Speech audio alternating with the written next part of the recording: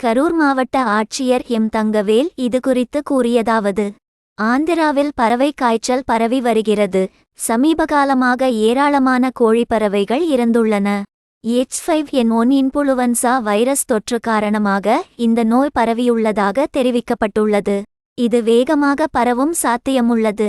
எனவே காய்ச்சல் பரவுவதை சரிபார்க்க தடுப்பு மற்றும் கட்டுப்பாட்டு நடவடிக்கைகள் முக்கியமானதாக மாறியுள்ளது. கால்நடை பராமரிப்பு மற்றும் பொது சுகாதாரத்துறை அதிகாரிகள் தடுப்பு நடவடிக்கைகளை மேற்கொள்ளுமாறு கேட்டுக்கொள்ளப்பட்டுள்ளதாக அவர் கூறினார். கோழிப்பண்ணைகளில் பறவை காய்ச்சல் பரவி உள்ளதா என கண்டறிய பயிற்சி அளிக்கப்பட்டது. அனைத்து அரசு மற்றும் தனியார் மருத்துவமனைகளில் காய்ச்சல் போன்ற நோய்களை கண்காணிக்க நடவடிக்கை எடுக்க வேண்டும். பறவை காய்ச்சல் பாதித்த பகுதிகளுக்கு சென்று கோழி வளர்ப்பில் ஈடுபடுபவர்கள் எச்சரிக்கையாக இருக்க வேண்டும் என்றார் தங்கவேல்.